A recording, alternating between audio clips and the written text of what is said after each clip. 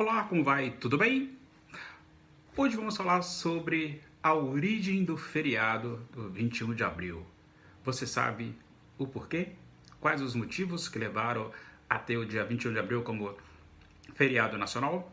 Se não sabe, fique aqui e você vai descobrir. E se esse conteúdo for relevante para você, colabora, deixa pelo menos um like, é a única coisa que eu peço, e compartilhe, beleza? Se quiser inscrever no canal, joinha. Bom, qual é a origem e o significado do feriado de Tiradentes? Vamos relembrar então um pouco da história? Bom, no dia 21 de abril, para você ter uma ideia, comemora-se o dia de Tiradentes. O feriado ela faz uma espécie de alusão à morte do mineiro Joaquim José da Silva Xavier, o Tiradentes. Ou seja, o mais conhecido na história nacional como o personagem de Tiradentes, o herói da Inconfidência Mineira. Então vamos conhecer um pouquinho dessa história. Não saia daí, porque eu vou te entregar um bom conteúdo, beleza? Combinado? Então, a Inconfidência Mineira ou a Conjuração Mineira, ela foi uma revolta no ano de 1789 e tinha um caráter republicano e separatista e foi organizada pela elite socioeconômica, ou seja, daquela capitania, não pelos trabalhadores, mas sim pela elite da capitania de Minas Gerais, contra quem o domínio colonial português.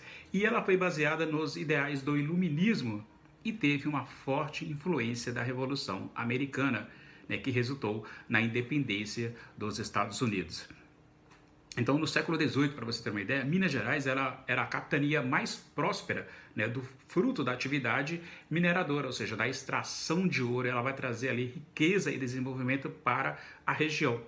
Isso significa que a relação entre colonos e a coroa não era nada boa. E a elite econômica, logicamente, que era contra a política fiscal imposta por Portugal. Veja só, desde sempre a elite sempre foi contra os impostos. Seguindo adiante para a gente conhecer a história. Então, devido a esse grande volume de extração, o ouro começou a entrar em decadência em Minas Gerais. E a quantidade de impostos pagos a Portugal, ou seja, estava decaindo. E aí que entra nesse cenário, o Visconde de Barbacena, que vai assumir o posto de governador no ano de 1789. Anota aí para você não esquecer. E qual era o trabalho dele? Ou seja, qual era a ordem dele? Era realizar o quê? Uma derrama. O que significa essa derrama? Era o mecanismo utilizado por Portugal para o quê? A cobrança obrigatória de tributos, ou seja, impostos. E este foi o estopim para a elite local antecipar então os preparativos para a revolta. A revolta deu certo?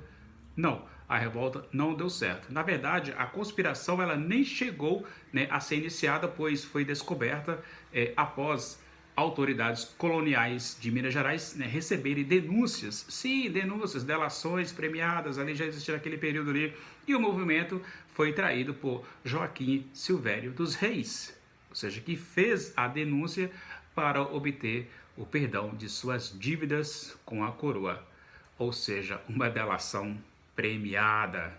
Veja só, vocês lembram alguma coisa das delações premiadas? Então, todos os líderes da conjuração tiveram, então, as suas penas amenizadas, menos um. Adivinha quem foi? Ele mesmo, Tiradentes. O único que não fazia parte da elite. A corda sempre arrebenta para o lado mais fraco, não importa o período da história. E Joaquim José da Silva Xavier, ou Tiradentes, era um militar do posto de alferes e também ele atuou ali como dentista, por isso o apelido. Historiadores acabam ali divergindo se ele realmente foi o principal líder da Inconfidência Mineira. E então foram feitas aí diversas prisões e julgamentos. No entanto, apenas um, Tiradentes, foi condenado à morte. Na manhã do dia 21 de abril do ano de 1792, Tiradentes ele foi enforcado em praça pública no Rio de Janeiro. O seu corpo foi esquartejado e pregado em postes pelas ruas de Minas Gerais. E aí os historiadores defendem que essa foi uma manobra de Portugal para desmerecer o movimento da Inconfidência Mineira e dar a entender que tudo não passou de uma aventura de um dentista desequilibrado.